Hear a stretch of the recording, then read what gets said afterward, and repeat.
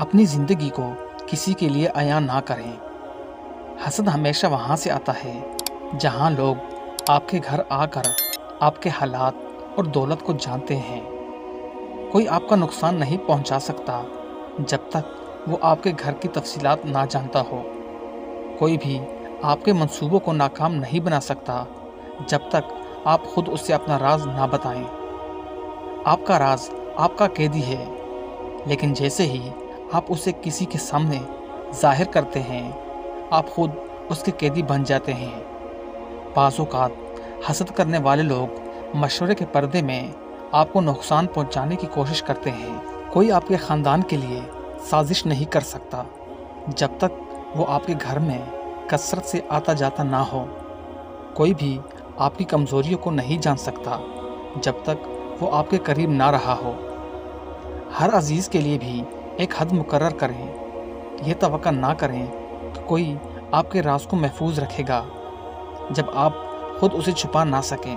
یہاں میرا مطلب یہ نہیں کہ آپ لوگوں سے رابطہ ختم کر دیں، نہیں، بلکہ یہ کہ آپ حدود کا تعین کریں اور ان حدود کو عبور نہ ہونے دیں۔ اپنی زندگی کو کسی کے لیے مکمل طور پر ظاہر نہ کریں، کیونکہ لوگ کب بدل جائیں یہ آپ کو معلوم نہیں ہوتا۔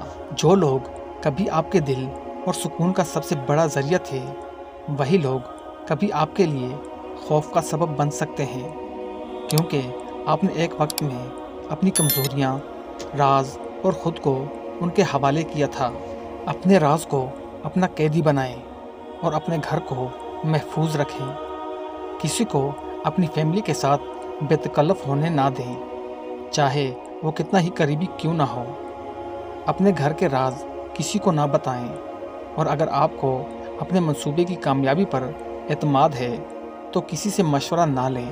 اپنی خوشی میں اتنا نہ بہہ جائیں کہ آپ جو کچھ رکھتے ہیں وہ بانٹ دیں، اور نہ ہی اپنے غم میں اتنا کھو جائیں کہ جو کچھ آپ کے پاس ہے وہ ظاہر کر دیں۔ اپنے غصے میں اپنی زبان پر قابو رکھیں اور اپنی خوشی میں اپنے جذبے پر قابو رکھیں۔ آنے والے وقت کو مد نظر رکھیں اور حال پر نظر رکھیں۔ یہ محض ایک نصیحت ہے۔